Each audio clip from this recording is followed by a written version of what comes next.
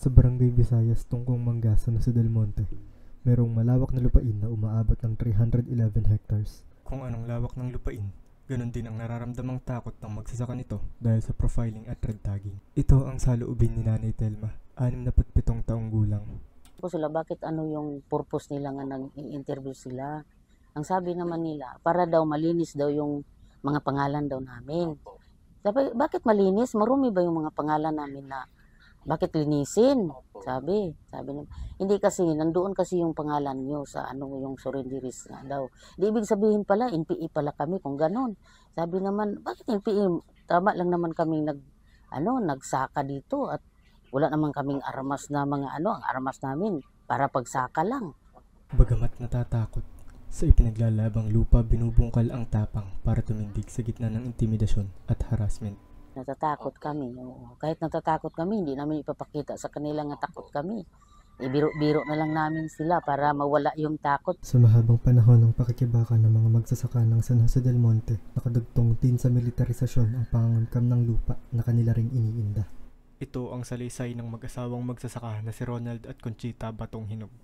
Sa panahon hanggang sa kasalukuyan, ang Araneta, Greggy Araneta po talaga yung namin. Siya po talaga yung bagamat hindi pa namin nakikita isang beses ang pagmumukha niyan at mga tao lang niya yung mga sa amin, pinapadala sa amin at ginagamit pa nga niya yung mga lokal na which is dapat sa amin dapat nakapanig dahil kami yung masyadong nasalanta na nasasagasaan sa aming mga karapatan, kami pa yung pinagkakaitan ng kumbaga inaalis pa sa amin yung mga karapatan na yun. Nakakalungkot.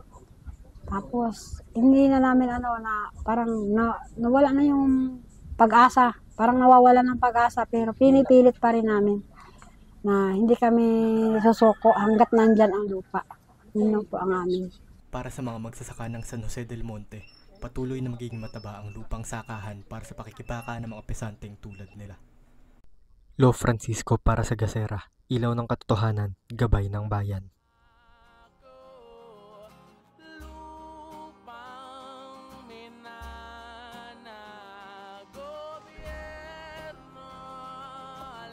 Umalis ka sa lupang ninuno, kapalit ng kwarta ay dugo, ang pinandidilig para sa mga luho, kinabukas ay sana